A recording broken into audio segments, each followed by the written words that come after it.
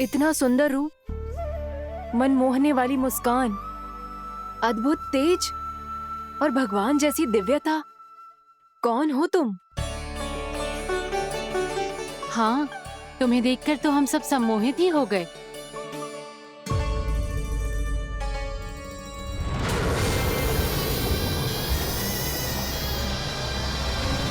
तुम जो भी हो बालक, वापस लौट जाओ। हमारा हृदय तुम्हें ही देखते रहना चाहता है, किंतु यदि हमारे पति जाग गए तो तुम्हें अवश्य हानि पहुंचाएंगे। ये बहुत विषैले है बालक, कालकोट जैसे भयानक। इनके विष से तुम नहीं बच सकोगे। नंदराज, कालिया नाग के विष का प्रभाव बढ़ते ही जा रहा है। पहले 8 कोस तक उसके विष का प्रभाव था, अब तो 1 योजन से अधिक क्षेत्र में फैलो है। जल पीने के प्रयास से अनेक पशु मारे गए हैं और नदी के निकट के वृक्ष और वनस्पति सब नष्ट होने लगे।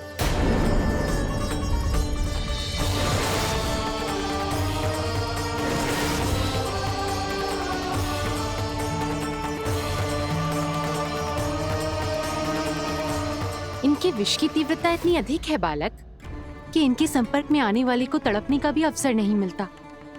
इनके विष की अग्नि क्षण भर से भी कम समय में प्राणवायु को जलाकर राख कर देती।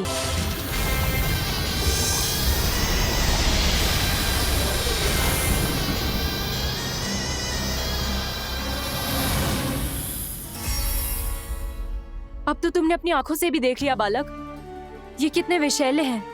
नींद में भी विष उगलते हैं। इससे पहले कि तुम्हें कुछ हो जाए, चले जाओ यहाँ से। मान लो हमारी बात। आप सब मुझे जानती भी नहीं और फिर भी मेरी इतनी चिंता कर रही हैं आप। माँ की ममता भेदभाव नहीं जानती। तुम भी किसी के पुत्र हो और हम सब भी माँ हैं। एक माँ को हर बालक में अपनी ही संतान दिखाई देती है, इसलिए हम तुमसे विनती करते हैं, वापस चले जाओ, बचा लो अपने प्राण। मेरी चिंता मत कीजिए, मुझे कुछ नहीं होगा। होगा, अनर्थ होगा यदि ये उठ गए तो।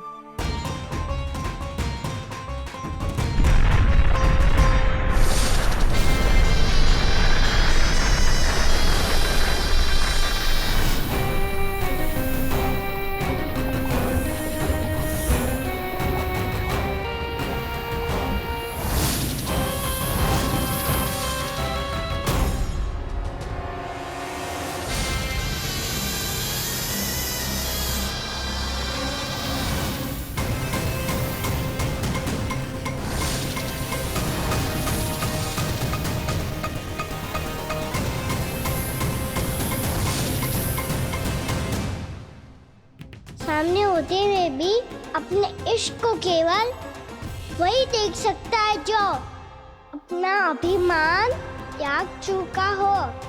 पर पूर्व जन्म में मेरा भक्त होने के नाते मेरा सत्य स्वरूप देख पाने में मुझे इसकी सहायता करनी चाहिए।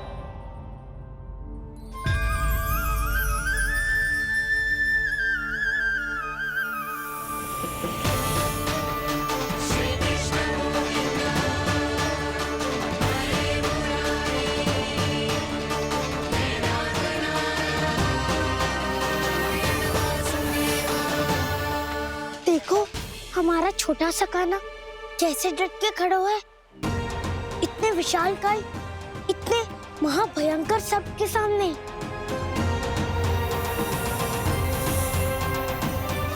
ये कोई भगवान नहीं है जो इसके सामने हाथ जोड़ रही हो तुम सब।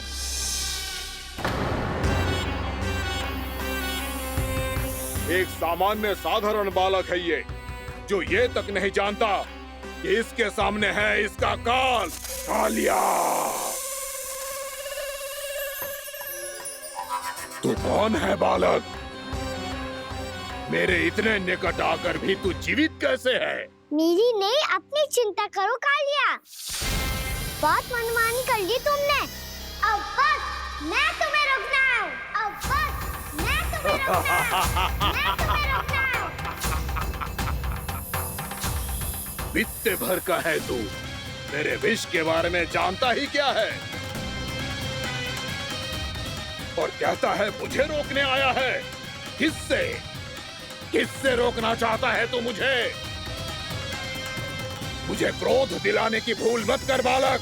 अपनी फुंकार से ही तेरी इस मुस्कुराहट को अंतिम मुस्कुराहट बना सकता हूं मैं। शीघ्र बता, कौन है तू और किसने भेजा है तुझे? तुम्हें आवाज भी है कि अपनी पुकारों से तुम कितना विष मिल चुके हो। पवित्र यमुना नदी को कितना दूषित कर दिया तुमने। और यही नहीं, तुम्हारे कारण निकट के जीव जंतुओं, वृक्ष, वनस्पतियों सबको हानि पहुंच रही है। तो क्या? मुझे उससे क्या? मुझे है आपत्ति है मुझे तुम्हारी इस व्यवहार से, और इसीलिए तुम्हें यहाँ से जाना होगा।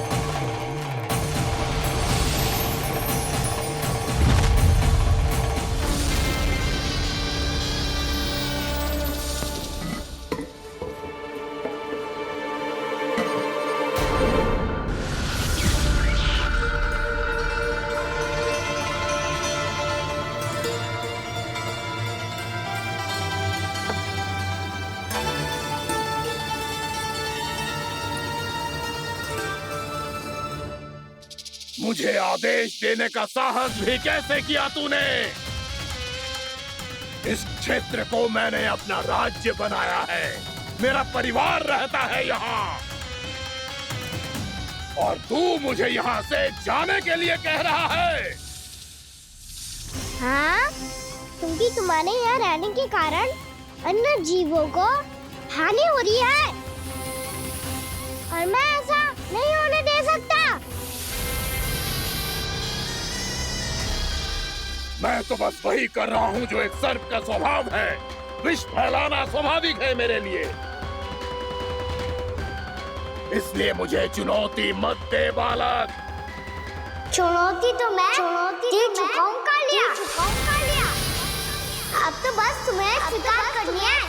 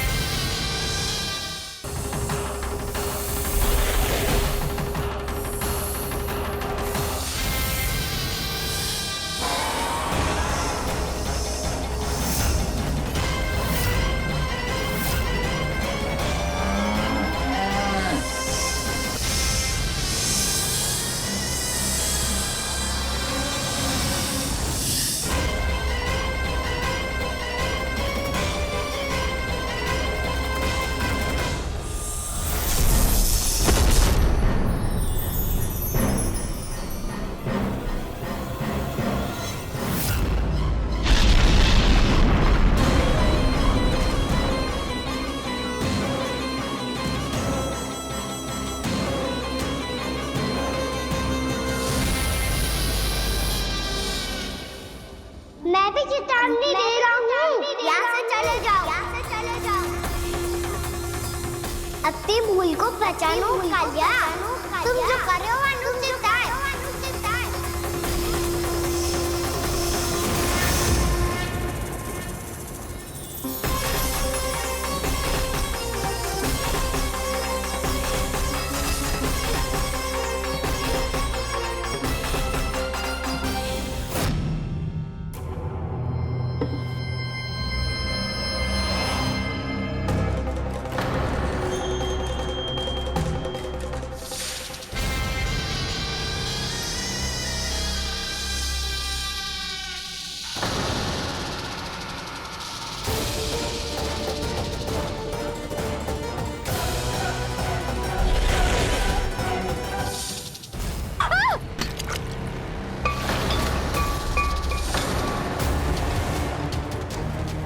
अब मैं आता हूँ।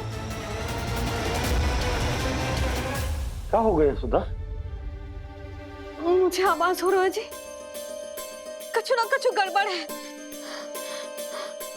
यशोदा, जो समस्या हमारे सामने है, हम सभी उसका समाधान खोजने में जुटे।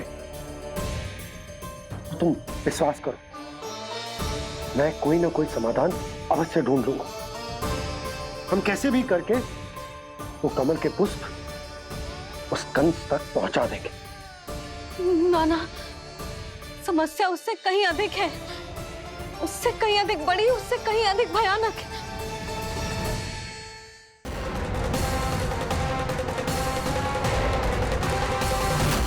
विस्की ये बूंद से ही सबके प्राण चले जाते हैं। इसने तो विस्की धारियां फेंकी है खाना पे। कान्हा कैसे बच्चे को अधिक विष से? इसका विष तो क्या, ये सर स्वयं भी छू तक नहीं पाएगा हमारे कान्हा को।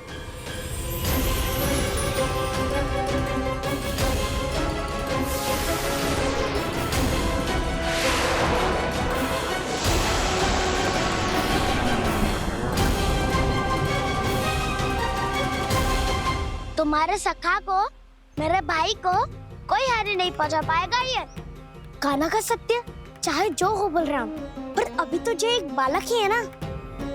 देखो कैसे विष के कारण स्थिर हो गया है।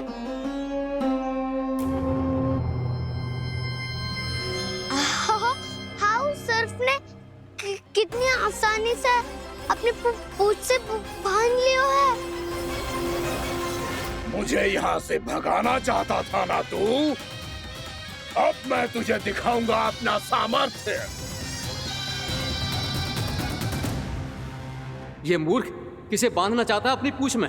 उन्हें जिनका विस्तार सारे ब्रह्मांड में है, या उन्हें जो स्वयं अनंत है? पर देवराज, प्रभु ऐसा करने ही क्यों दे रहे हैं कालिया को?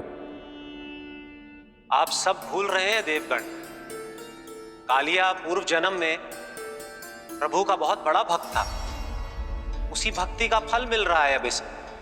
वैसे भी भक्तों के मन का भाव सबल हो तो भगवान तो सहज ही बंध जाते हैं।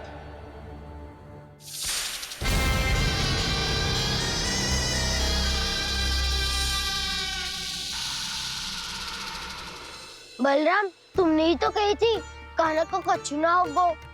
देखो दुष्ट ने चारों ओर से जकड़ लियो है।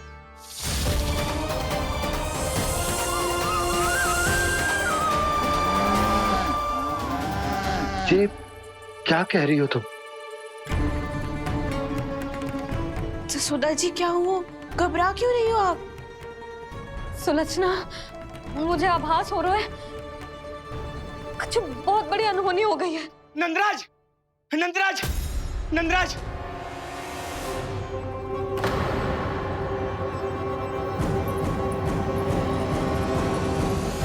नंदराज, कान्हा ने जमना नदी में छलांग लगा दी है।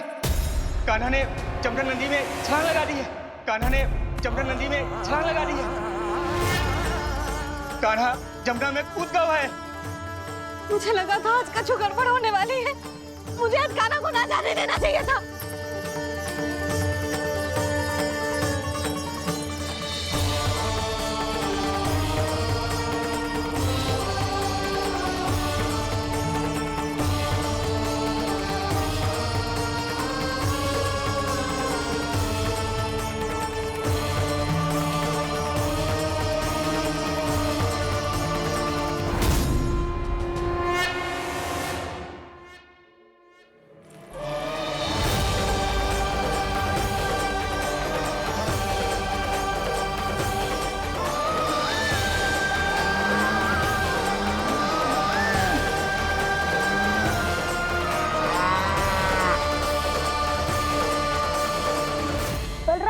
कछु करो ना।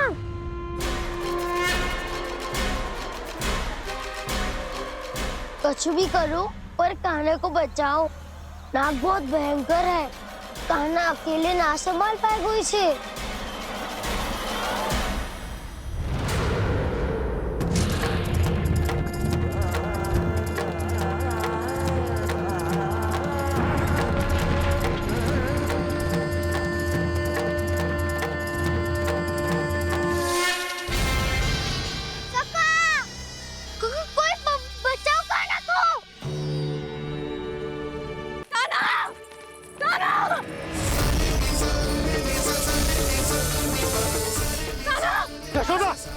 यशोदा रुको। छोड़ दो मुझे, छोड़ दो मुझे। जीजी संभालो, बावली हो गई क्या?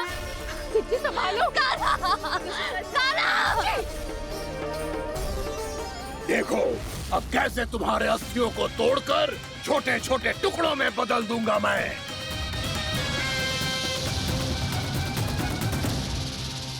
अगर जी आप जाओगी तो आप भी फंस जाओगी। अपने लल्ला के लिए मैं किसी भी संकट का सामना करने के लिए तैयार हूँ। छोड़ो ना यशोदा, हमें कोई और उपाय खोजना पड़ेगा। कोई और उपाय?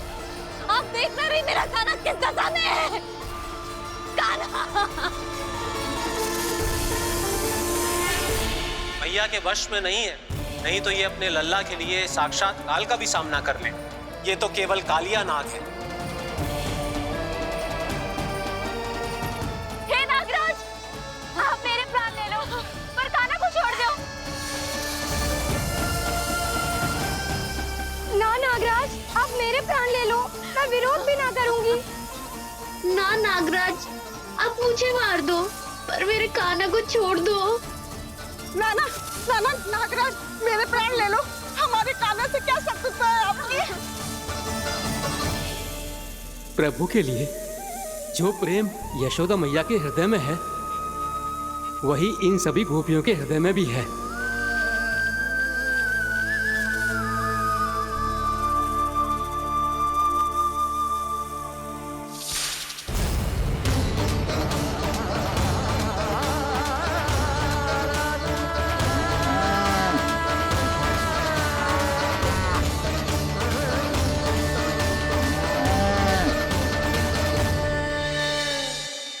यशोदा, यशोदा, देखो इन गोपियों को, इन गैयाओं को।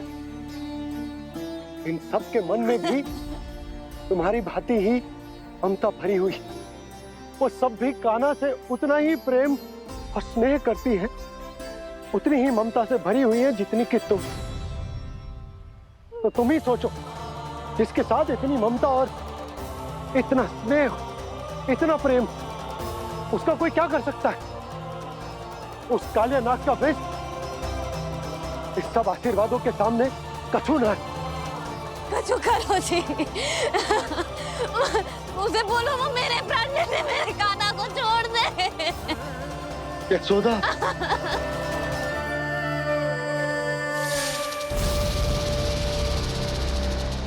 केवल इन्हीं में नहीं देवराज, नाग पत्नियों के हृदय में भी ममता का वही प्रेम उमड़ रहा है।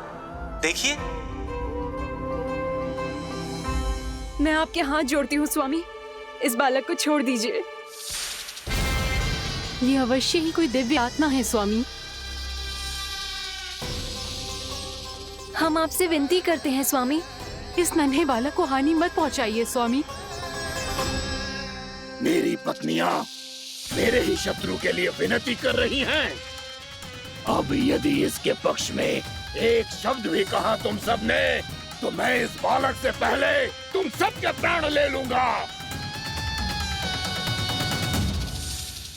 हो रहा प्रसन्न नाग कालिया, विजय को निश्चित जान। रोते बिलखते व्याकुल सब, संकट में देख कान्हा के प्राण।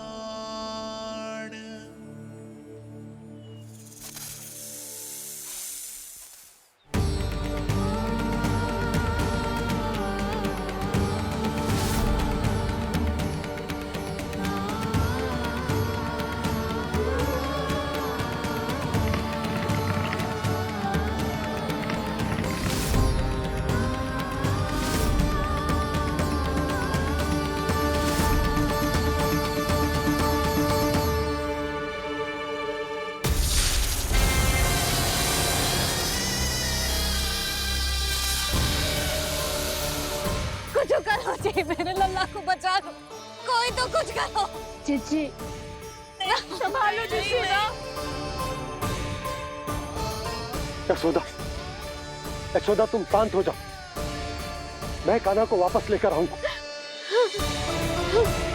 मैं रक्षा करूंगा उसकी। ना नंदराज, नंदराज। नहीं। कम से कम आप तो समझो नंदराज, कालिया के पास आप जाओगे तो आप भी फंस जाओगे।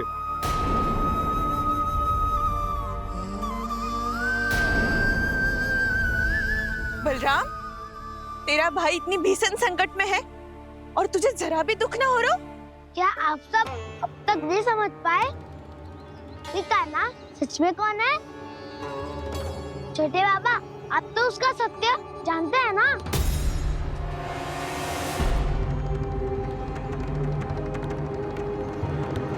मानता हूँ कि आप सब कान्हा के रहस्य के बारे में नहीं जानते, पर क्या उसके जन्म से आज तक घटी एक से बढ़कर एक विचित्र घटनाओं को भी भूल गए हैं आप सब? भूल गए हैं कि कैसी पूतना जैसी राक्षसी उसका कुछ बिगाड़ नहीं पाई, कैसे तरनावती जैसा भयानक राक्षस उसे एक खरोच भी नहीं दे पाया था।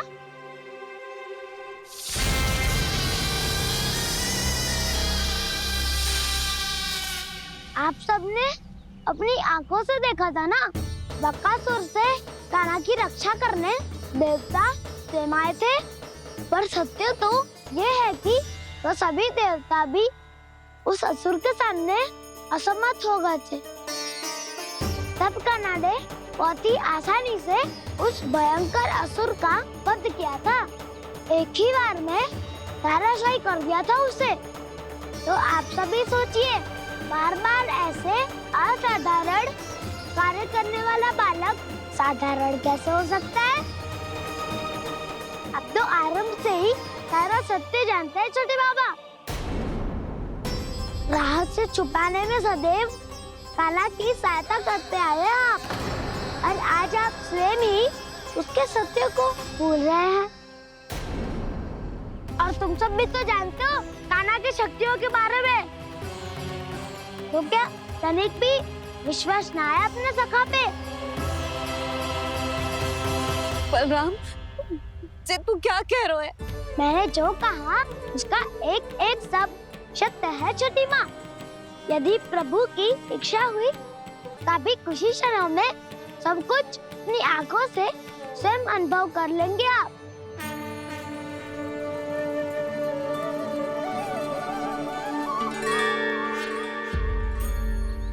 शांताकारं भुजगशयनं पद्मनाभं सुरेशं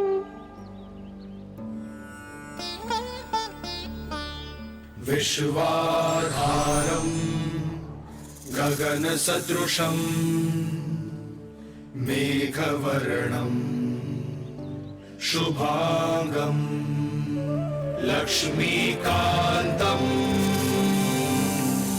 कमलनयनं योगी वीरध्यानगम्यम्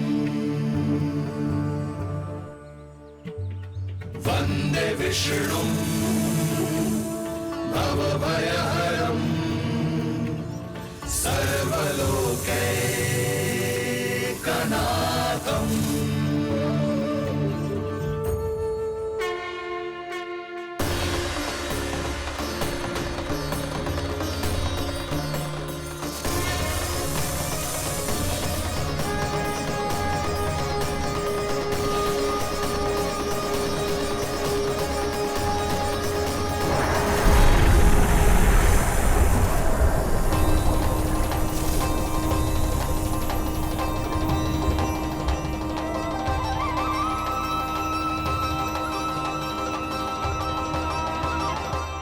तुझे क्या लगता है बालक कि तू मेरी जगत से निकल गया तो अब बच जाएगा तू?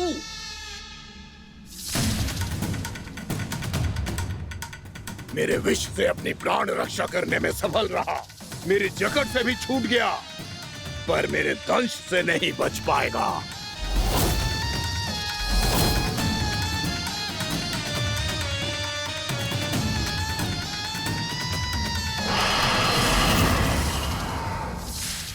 अब भय से भाग रहा है, पर मैं तुझे मृत्यु देकर रहूंगा।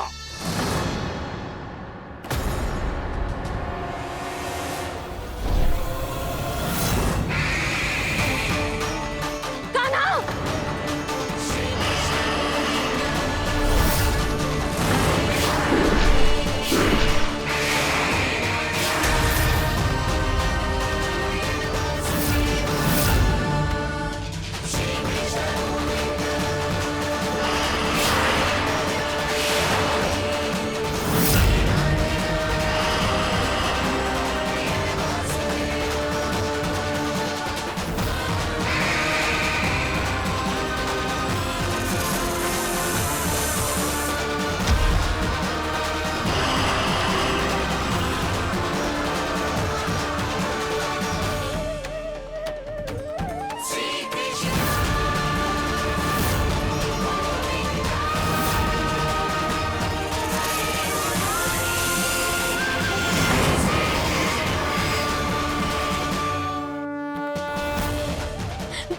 नन्हा सा कान्हा कितनी देर भाग पाएगा?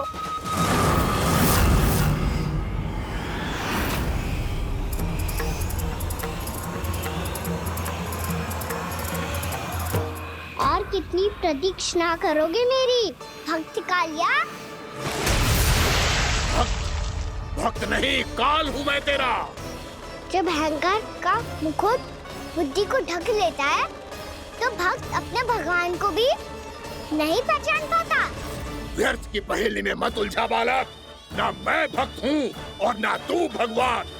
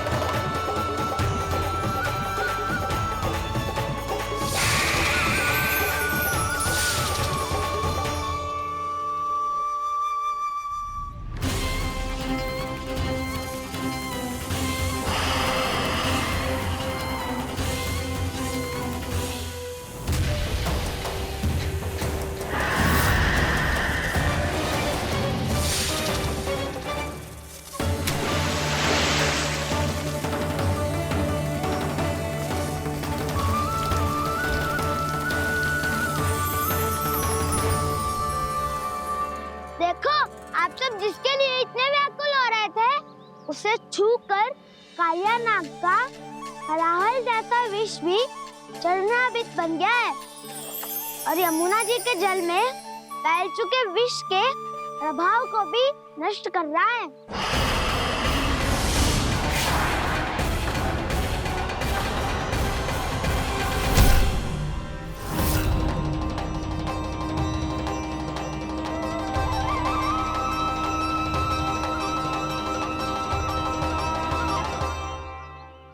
धर्म रक्षक अधर्म विनाशक प्रभु श्री कृष्ण का कौशल सचमुच अद्वितीय है। नारायण नारायण।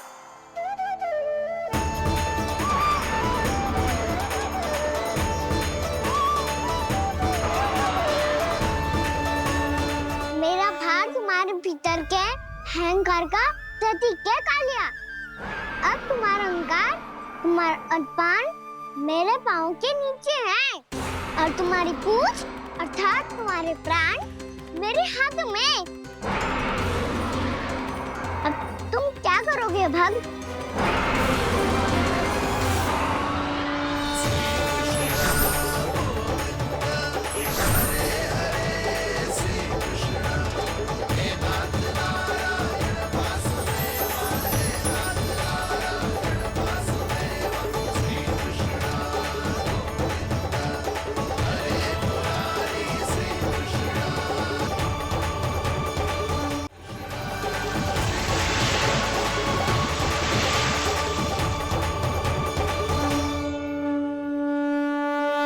प्रभु, भले ये आपको पहचानने में असमर्थ हो, पर हम सब ने आपको पहचान लिया है।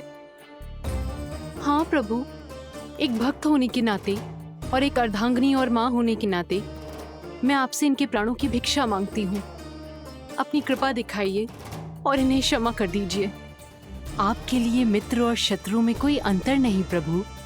उसी तरह आपकी कृपा और दंड में भी कोई अंतर नहीं।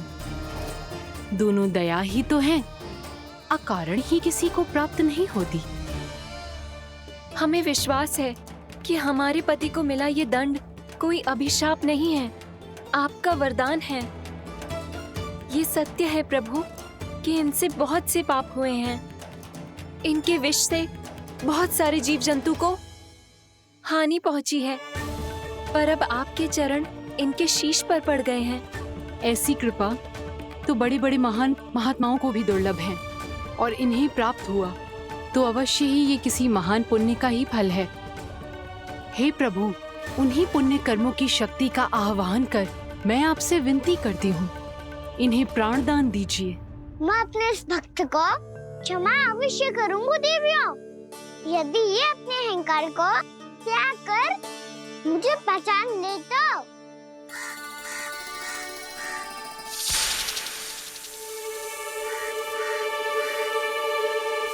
मैं तुम्हें श्राप देता हूँ, जितनी विषैली तुम्हारी जिह्वा है उतने ही विषैले सर्प बन जाओ तुम।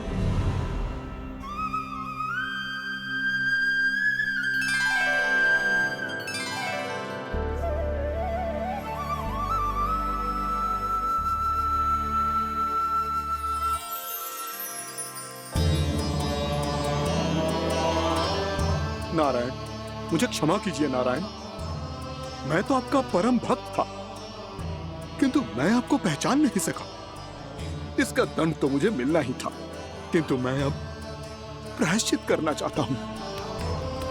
इसके लिए यदि आप मेरे प्राण भी ले लेंगे तो भी मुझे कोई दुख नहीं होगा। मैं अपना जीवन, मृत्यु और अपना अस्तित्व सब कुछ आपको समर्पित करता हूं। तुम्हें तुम्हारे क्रोध के कारण श्राप मिला, जिसे विशाल सर्प के रूप में तुम्हारा जन्म हुआ, और सर्प का तो स्वभाव है विष फैलाना। इसीलिए तुम्हें दंड नहीं दूंगा मैं, सिर्फ सभी अपराधों का पश्चाताप कर लिया।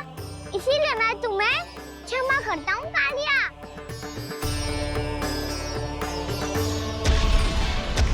पर तुम्हें यहाँ से दूर समुद्र के बीच जाकर रहना होगा, जहाँ किसी निर्दोष का जीवन तुम्हारे विष से प्रभावित ना हो।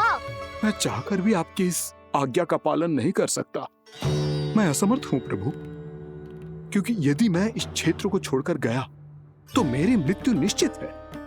आपसे क्या छुपा है प्रभु? आप तो जानते हैं कि सर्प जाति और आपके वाहन गरुड़ के बीच अनंत शत्रुता चल रही है, जिसका प्रारंभ नागों के द्वीप नागालय से हुआ था।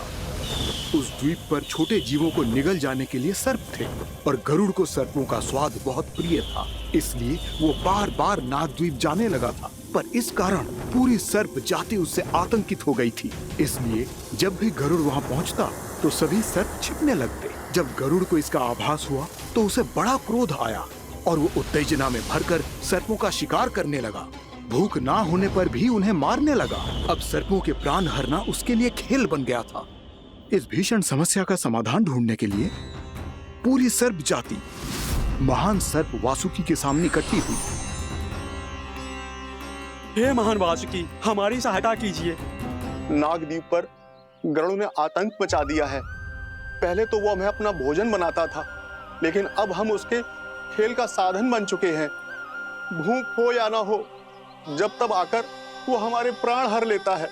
अनुचित हिंसा के इस प्रथा का आरंभ सर्पों ने ही किया है।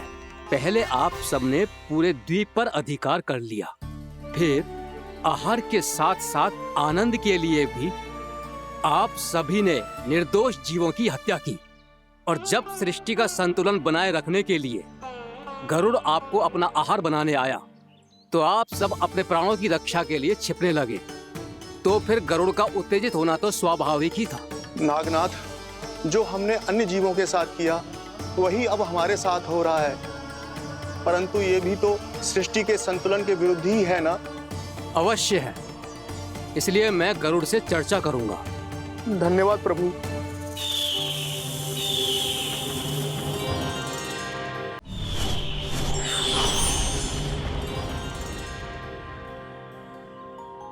श्री नारायण के वाहन पक्षीराज गरुड़, मैं संपूर्ण सर्प जाति की ओर से आपसे एक निवेदन करने आया हूँ।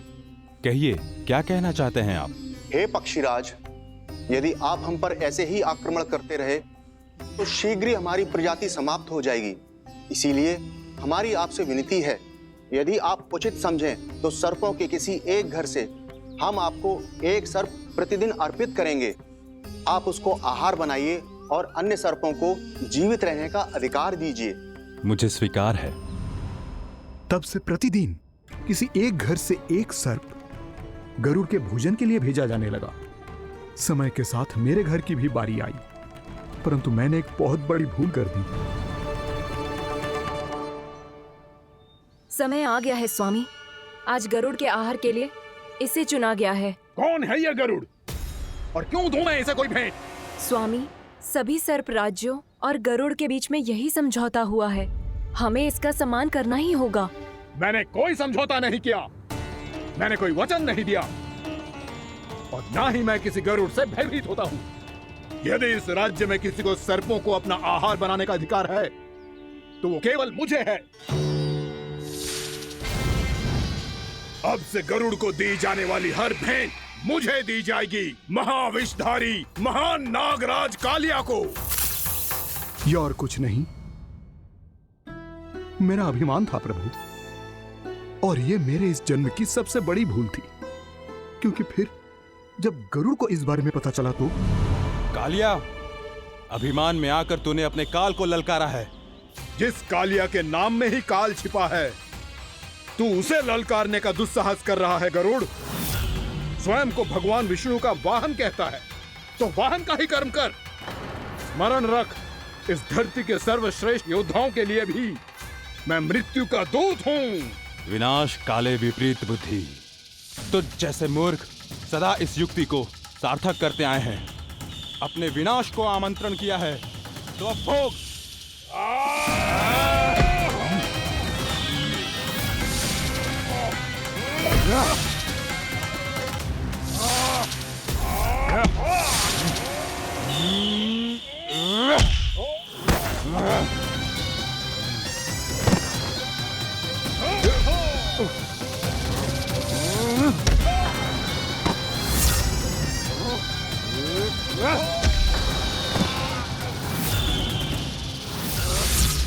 जिसने मेरा भोजन चुराने की धृष्टता की है वो इसी योग्य है।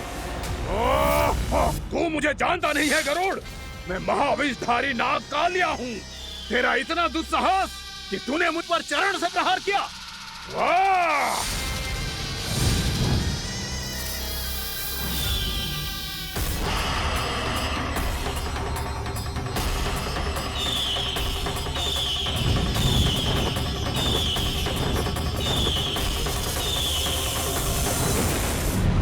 मैं अपने अभिमान में भूल गया था कि गरुड़ मुझसे कहीं अधिक शक्तिशाली है। इसलिए अपने प्राणों की रक्षा करने के लिए मैं एक स्थान से दूसरे स्थान भागने लगा। नदियां, पर्वत, यहां तक कि मैंने सागर भी लांघ डाला, पर मैं जहां भी जाता गरुड़ के रूप में मेरा काल वहीं आ जाता। इसीलिए मृत्यु की आशंका से भयभीत होकर मैं अपने बड़े भाई मां कद्रू के प्रथम पुत्र अनंत शेषनाग से राय लेने चला गया। भैया, मैं यहां आपसे आपकी सहायता लेने आया हूं। मेरी एक छोटी सी भूल के कारण यह गरुड़ मेरा पीछा कर रहा है। मुझे हर समय हर स्थान पे ढूंढते रहता है। यदि उसने मुझे ढूंढ लिया तो वो निश्चित ही मेरे प्राण ले लेगा। मुझे कोई ऐसा स्थान बताइए जहां मैं अपनी पत्नी और अपनी संतानों के साथ शांति से रह सकूं। तुम यमुना नदी के किनारे वृंदावन क्षेत्र में जाके वास करो कालिया। गरुड़ वहां प्रवेश नहीं कर सकता क्योंकि उसे ऋषि सोबरी का श्राप मिला हुआ है।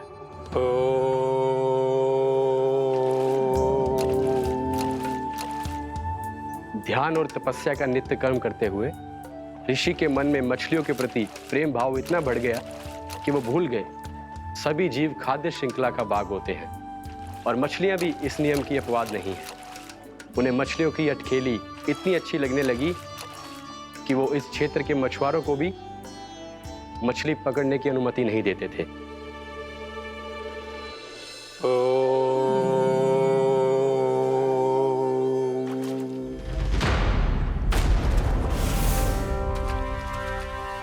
उस दिन वो उस पक्षी को नहीं रोक पाए, पर तब से सावधान रहने लगे। यहां तक कि अपने साधना से भी अधिक ध्यान वो पक्षियों पर केंद्रित करने लगे। ठहरो! इसी क्षण अपनी चोंच में पकड़ी इस मछली को छोड़ दो। तुम्हें इन मछलियों का आहार नहीं करना चाहिए पक्षीराज। ये तो खाद्य श्रृंखला का नियम है ऋषिवर। यदि मैं इनका आहार नहीं करूंगा तो कोई और पक्षी कर लेगा। मैं अपने आनंद या प्रतिशोध के लिए इनके प्राण नहीं ले रहा। ये तो बस मेरा भोजन है। पर यह मेरा तपस्या स्थल है। तुम यहाँ शिकार करके मेरी साधना में विघ्न नहीं डाल सकते पक्षीराज। यदि आपकी यही इच्छा है तो मैं आज के बाद यहाँ नहीं आऊंगा।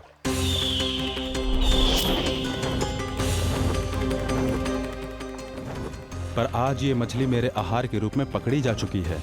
मैं वचन देता हूँ ऋषिवर, इस स्थान पर यह मेरा अंतिम शिकार होगा।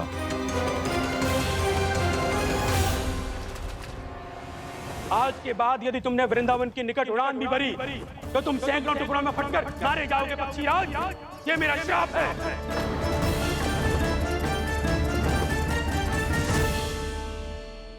और इसीलिए भैया शेषनाग के सुझाव के अनुसार मैं यहां आ गया।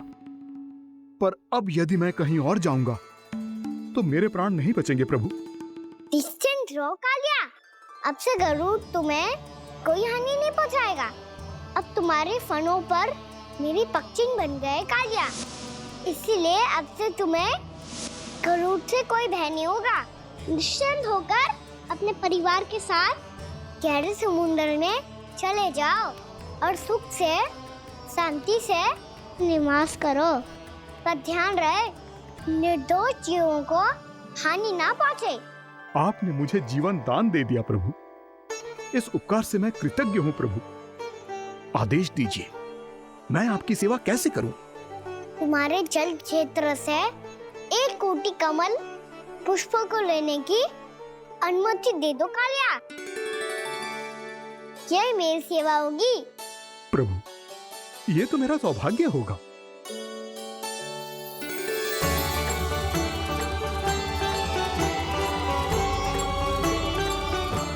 एक कोटि के स्थान पर हम 3 कोटि कमल पुष्प ले आए प्रभु। मैं तुम्हारी सेवा भाव से प्रसन्न हुआ कालिया। रमनाक द्वीप पर चले जाओ ताकि तुम्हारे कारण फिर कभी किसी निर्दोष जीव को हानि ना पहुंचे और न ही तुम्हारा विष मेरे प्रिय यमुना नदी के जल को दूषित कर पाए। मैं तुम्हें आशीर्वाद देता हूँ।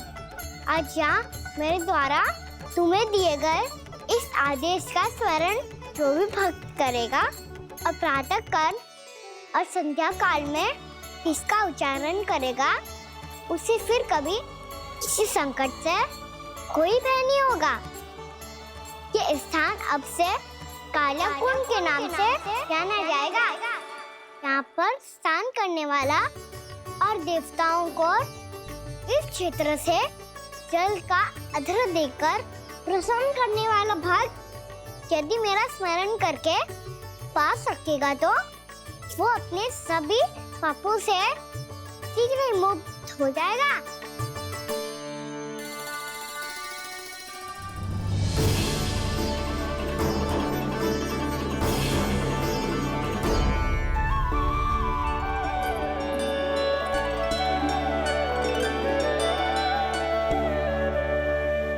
कौन है जी भगवान जिसने अभी अभी कालिया जैसे विशाल विस्तर का सामना किया? क्या एक साधारण बालक जो शीत की अधिकता से ठिठुर रहा है? क्या करूं?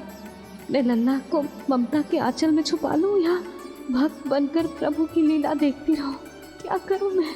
कितना ठंडा था जल, बहुत सर्दी लग रही है। सर्दी से तड़पते हुए कैसे देखूं इसे? अभी जाके अपने पल्लू से सुखाती हूँ। हृदय से लगा के स्नेह की आंच दूंगी तो सर्दी पल भर में छूमंतर हो जाएगी।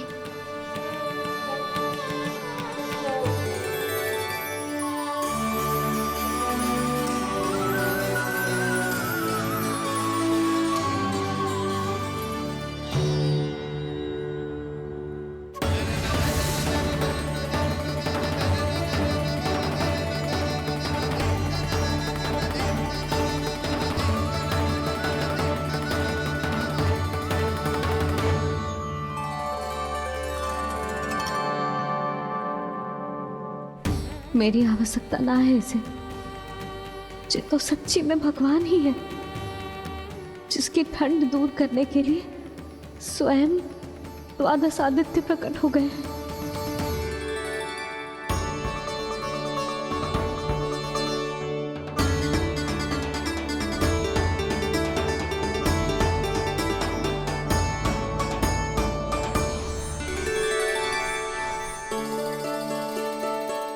ये क्या किया आपने? मैया मुझे अपने हृदय से लगाने वाली थी कि आप सब प्रकट हो गए। क्षमा कीजिए प्रभु, पर आपको भीगा हुआ देखकर, ठंड से ठिठुरता हुआ देखकर हमसे रहा नहीं गया। हम अपने वश में नहीं थे प्रभु। भक्ति से भावुक होकर हम प्रकट होने पर विवश हो गए थे।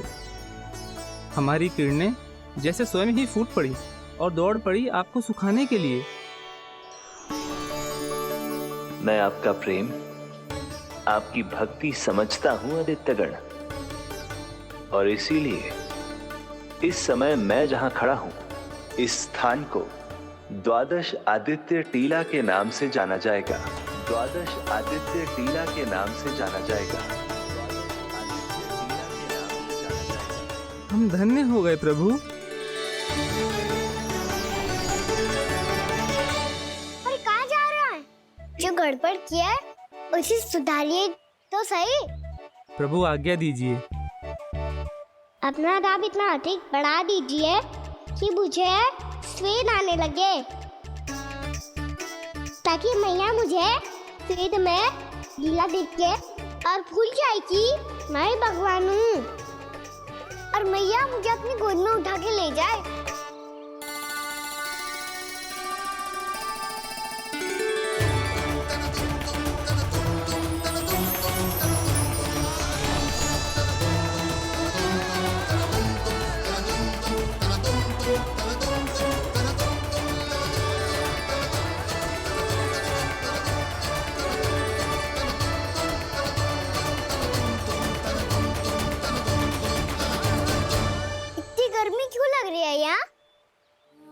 स्वेद की एक बूंद भी आती थी तो मैं अपना आंचल लेकर पहुंच जाती थी इसके पास।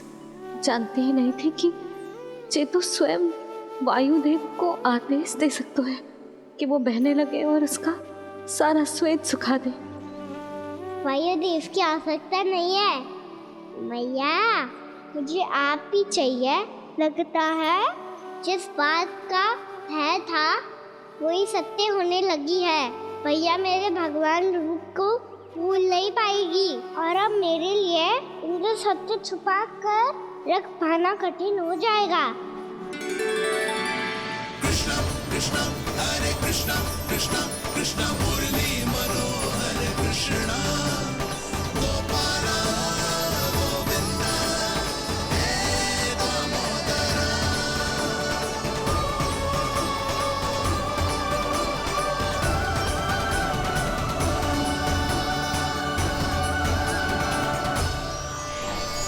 प्रभु, आपके श्वेत से बने इस प्रसंगदान सरोवर का प्रणाम स्वीकार कीजिए।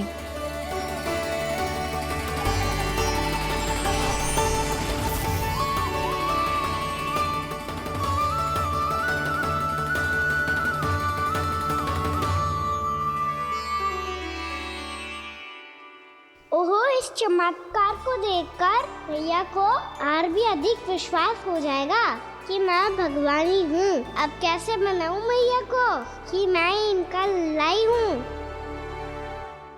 बाबा है ना, अब तो यही सहायता करेंगे। श्री कृष्णा गोविंदा हरे हरे श्री कृष्णा गोविंदा हरे हरे श्री कृष्णा हरे मुरारी श्री कृष्णा श्री कृष्णा श्री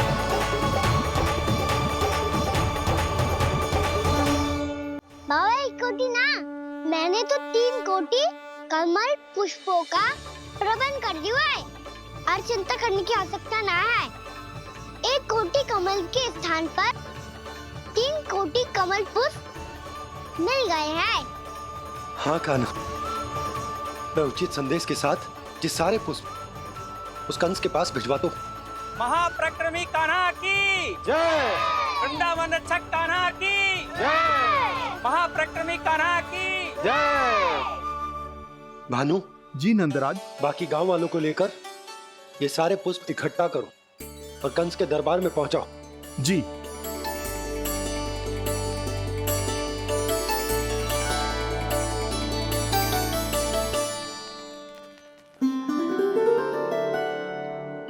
मैया, कौन हो तुम? मुझे पता था मैया, जब आपको सत्य पता चलेगा तो आप मुझे मैया की तरह स्नेह ना कर पाओगी, इसीलिए आज तक सत्य छुपाते आया हूँ, ताकि आपकी ममता, आपका प्रेम अनुभव करने का अवसर मिलता हुआ मुझे। और फिर आज को बताया था ना,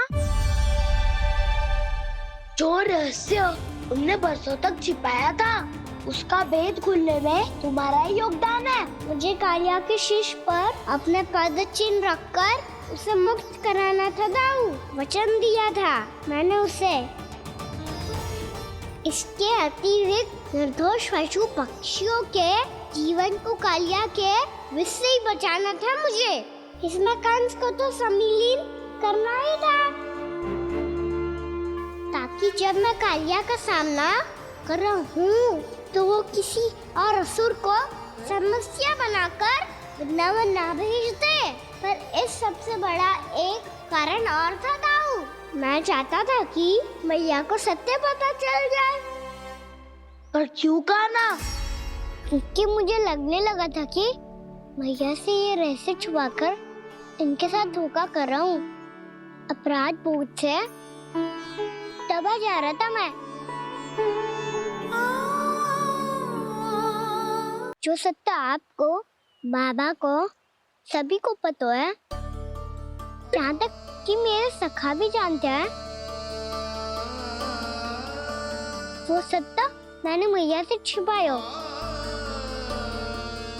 केवल इसी लोक में कि मुझे इनकी ममता प्राप्त होती रहे। पर ऐसा करके मैं अपने से निस्वार्थ प्रेम करने वाली मैया को धोखा दे रहा था। आप ही बताओ दाऊ, जो इस संसार में मुझसे सबसे अधिक भरोसा करता है, उसी के साथ छल कैसे कर सकता हूँ मैं? हाँ, मैं नारायण का अवतार हूँ, पर अपनी मैया का छोटा सा लल्ला भी तो हूँ।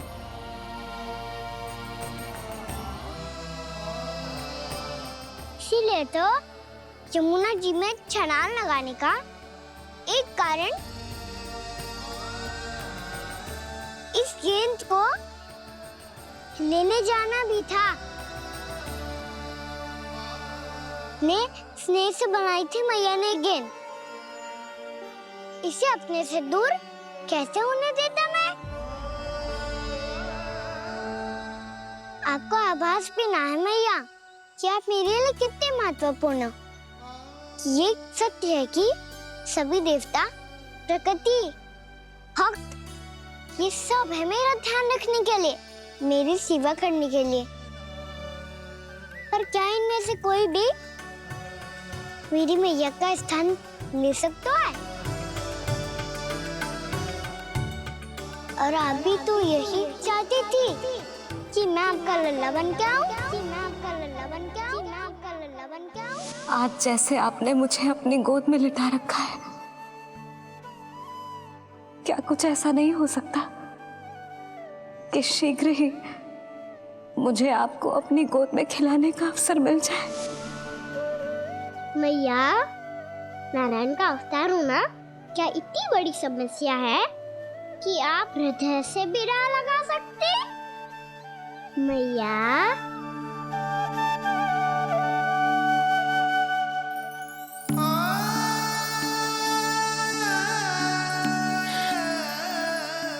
मेरा कान्हा, मेरा लल्ला।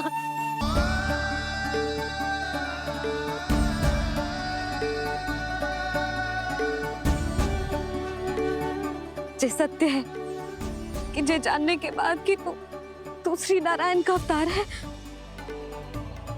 मैं तुझे भगवान की तरह ही देख पाऊंगी। पर मेरे हृदय की जो ममता है ना, वो भक्त से कहीं अधिक है लल्ला। फिर चाहे तू साधारण बालक हो या श्री नारायण का अवतार, तू सदैव ही मेरा लल्ला है, मेरा लल्ला था और सदैव ही रहेगा। यशोमती मैया का नंद लाला, यशोमती मैया का नंद लाला।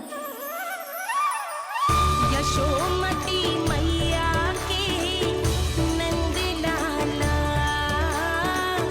यशोमती मैया के नंद लाला, यशोमती मैया के नंद लाला, यशोमती मैया के नंद लाला।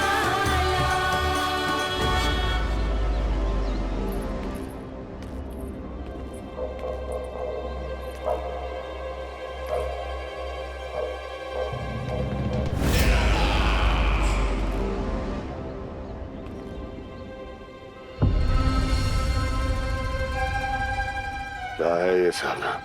वृंदावन से पत्र आया है महाराज। विनती की गई है कि इसे आपके सामने पढ़ा जाए। पढ़ो। शीघ्र करो। महाराज कंस, पूजा के लिए आपको 1 कोटि कमल पुष्पों की आवश्यकता थी। वृंदावन वासियों की ओर से मैं आपको 3 कोटि पुष्पों की भेंट भेज रहे हूँ। कृपया अतिरिक्त पुष्पों को अपनी गोप प्रजा की विनम्र श्रद्धांजलि समझकर स्वीकार करो महाराज। आपको ये जानकर प्रसन्नता होगी कि जैसे ही मेरा पुत्र कृष्ण कालिया नाग के सामने पहुंचो, वो महाभयंकर नाग भी आपके भय से कांप उठा और स्वयं ही ये सभी पुष्प हमारे द्वार पे पहुंचा गो। यदि आपको अब भी आवश्यकता हो तो और भी पुष्पों का प्रबंध किया जा सकता है। आपका विनीत गोपराज नंद। हमारा संघर्ष अभी समाप्त नहीं हुआ है विष्णु अवतार। यशोमती मैया का नंदलाला पत्र में लिखा है महाराज, उसे इसी नाम से बुलाया जाना प्रिय है।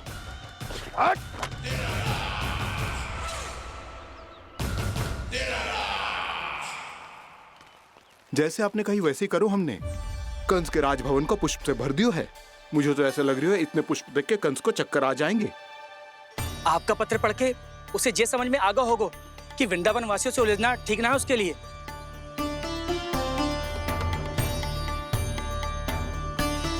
वैसे ही हमारे श्री कृष्ण हमारी रक्षा करने के लिए है ना।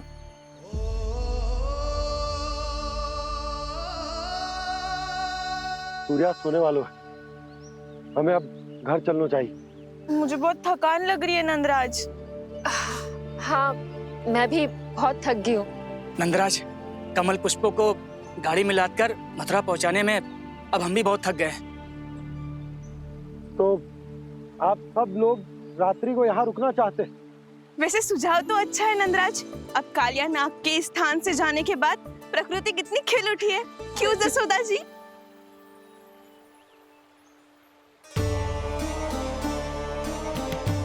सब सामान्य है, ये जान के भी कि कान्हा भगवान नारायण का अवतार है, किसी को कोई अंतर ही ना पड़ रहा है। तो फिर मेरा मन क्यों अटको है अभी तक?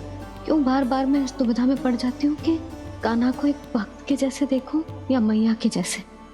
ऐसा इसीलिए है मैया क्योंकि ना तो आपकी भक्ति में कोई कमी है और ना ही ममता में।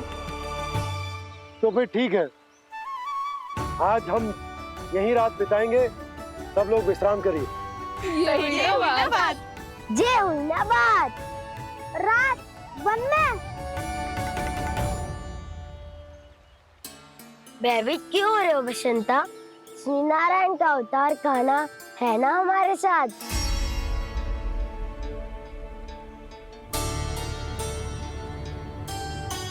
लगता है कोई मैया को भूलने ही नहीं देगा कि मैं नारायण का अवतार हूँ।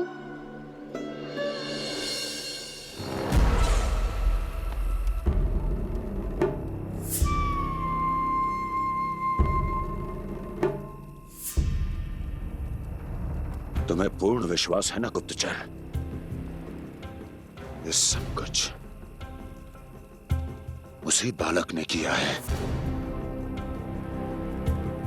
उसी ने कालिया को पराजित करके यहां से दूर भेज दिया है। मैंने अपनी आंखों से देखा है महाराज।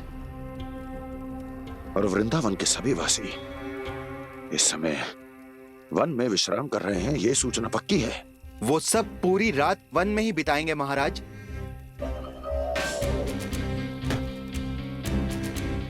मेरी रातों की नींद छीनकर वो वन में आनंद कर रहे हैं।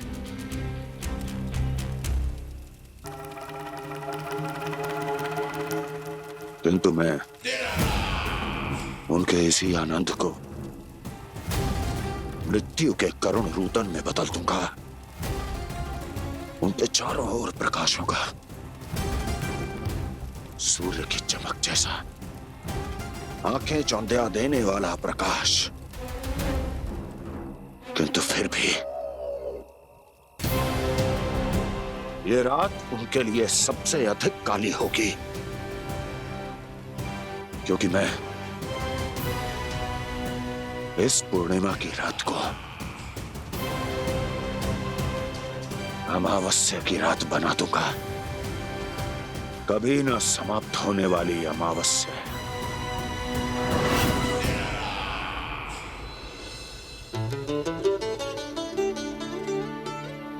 भाभी देखो, वन देवी प्रसाद के लिए ये केले लाई हूँ मैं।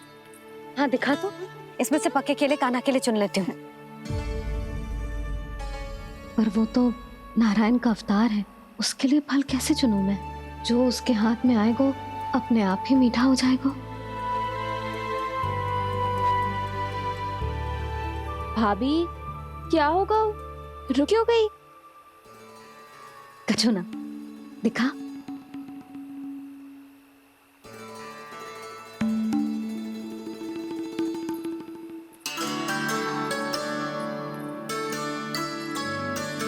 कान्हा, तुझे भूख लगी आई होगी ना? भैया खिलाओ ना। अच्छा।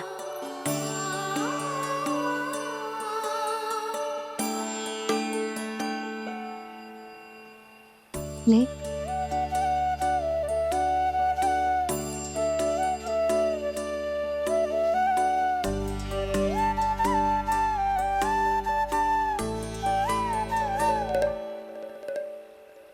भैया के व्यवहार में बदलाव आ रहा है।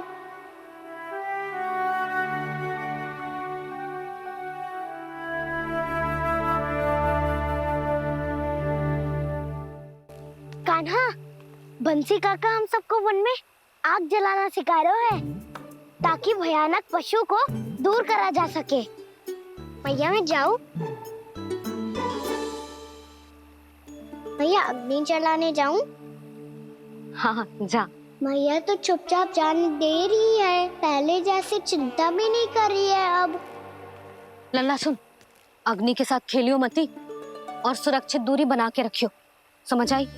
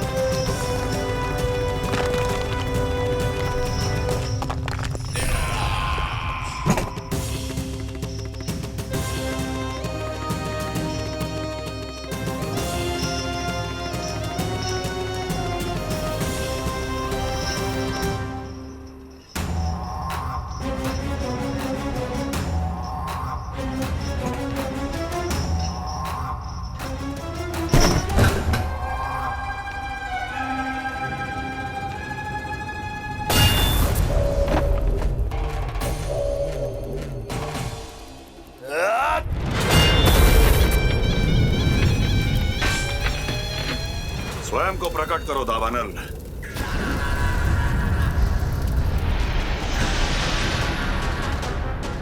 प्रणाम महाराज। महाराज कंस, इस कारागार से मुक्त करवाने के लिए आपका बहुत बहुत धन्यवाद। बताइए, इस उपकार का ऋण कैसे चुकाऊं? बस वही करो दावानल जो तुम्हें सबसे अधिक प्रिय है। अपने नाम को स्वयं सार्थक करो। जला दो, पूरे वृंदावन को जला दो।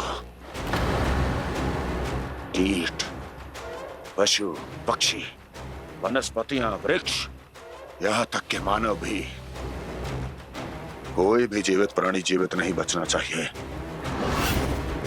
जला दो सबको, सबको। आपकी आज्ञा ही मेरी इच्छा है और आपकी इच्छा ही मेरी आज्ञा। तुम सबने देखो अजय, अधिक कठिन ना है ये। 2 पत्थर हाथ में पकड़ ले, ऐसे रगड़ लो है, चिंगारी निकलेगी, घास फूस अग्नि पकड़ेगी और भक्क से जल जाएगा। लो करो, लो सुबल।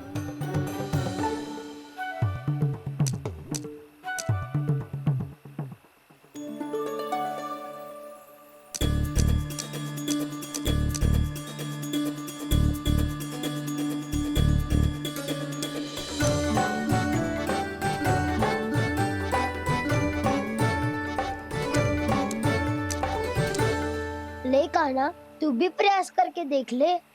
पर जितना सरल जय कह रहे थे उतना सरल ना है अग्नि जलाना।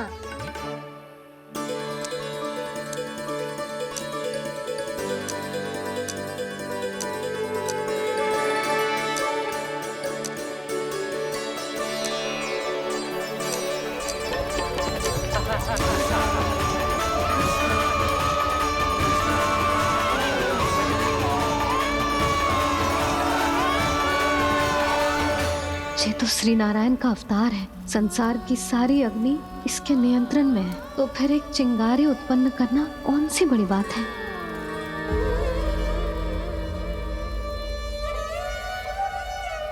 ऐसे तो मैया मुझे धीरे धीरे अपना लल्ला मारना ही भूल जाएगी। ये उचित नहीं है, अब मुझे ही कुछ करना होगा।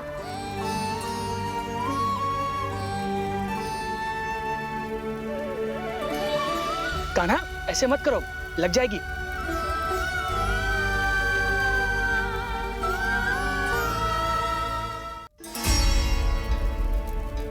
कान्हा, संभाल के, ध्यान कहाँ है तेरो?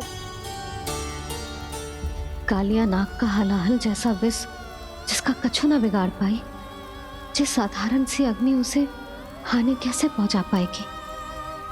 मेरी ममता बार बार चिंता करने पे विवश कर देती है मुझे। भूल जाती हूँ मैं कि ये तो श्री नारायण का अवतार है। यही तो मैं चाहता हूँ मैया।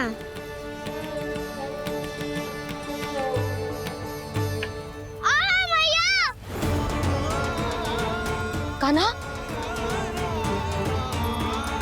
कान्हा, देखा देखा, कहाँ लगी? हाँ, बोला था ना अग्नि से दूर रहने। दिखा, जले का चिन्ह ना है।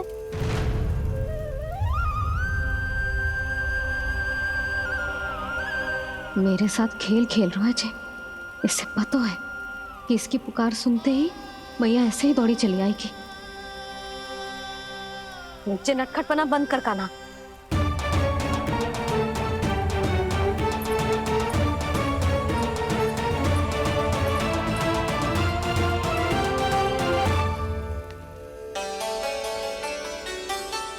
यशोदा, आ जाओ, कान्हा को भी बुला लो।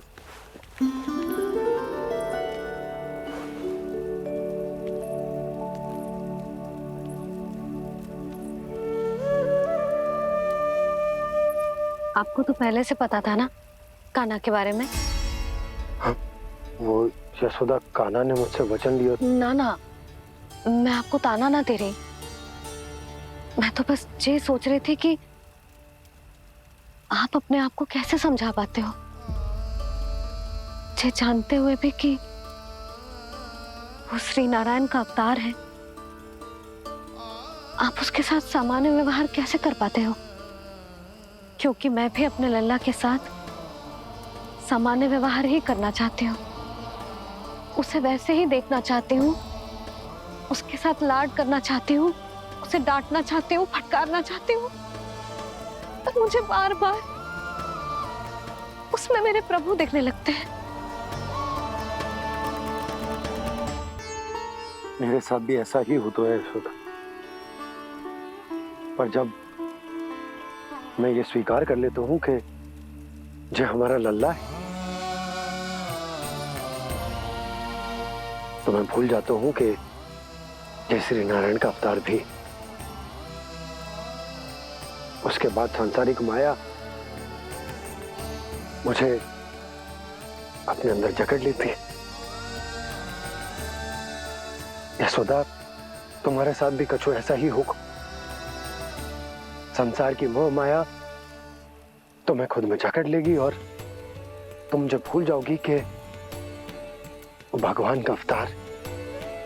और सच्ची कहूं तो भैया की ममता के आगे कोई भी माया ना टिक सकती।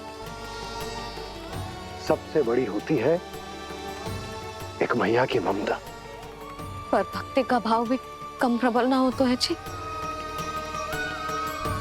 मेरे हृदय में ममता और भक्ति के बीच युद्ध चल रहा है।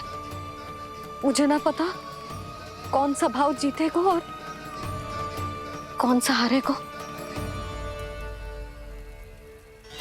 इसका अर्थ है कि मुझे कुछ भी ऐसा करने से स्वयं को रोकना होगा, जिससे मैया के मन में भक्ति का भाव प्रबल होकर हिंसा से जीत जाए।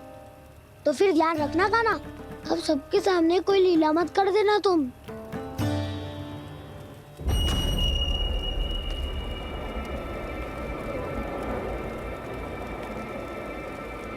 वो देखो, वो वहां बैठे हैं सब कोने में। किसी भी कोने में क्यों ना छिपा हो, आज तो जलेगा पूरा वृंदावन ही। मुझे फैला दो यहाँ और फिर जाओ महाराज कंस को सूचना दो कि उनका कार्य हो गया है। महाराज का आदेश स्मरण है ना, वृंदावन का कोई भी आदमी आज जीवित नहीं रहना चाहिए। अग्नि को जलाना मत सिखाओ, जाओ मुझे अपना कार्य करने दो।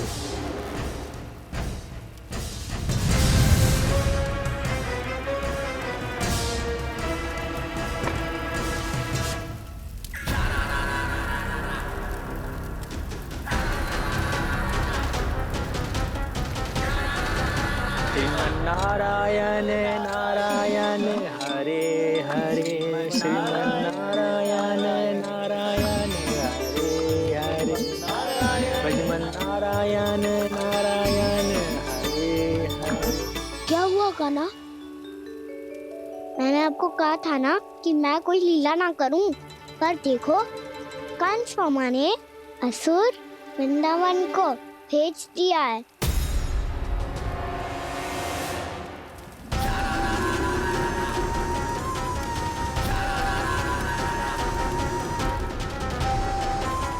दावानल और दांत बन के अग्नि।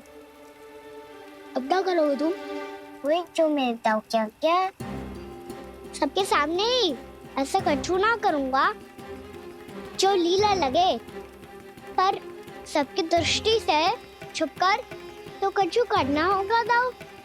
इससे पहले कि ये दावानल पूरे वृंदावन को लील जाए। पर कान्हा करने क्या वाले है?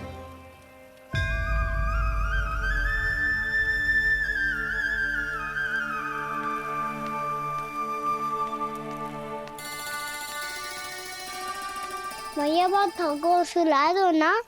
आजा।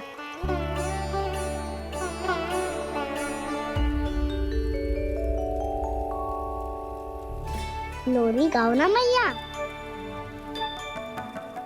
सब जन आंखें बंद कर लो, मैया लोरी सुना रही है।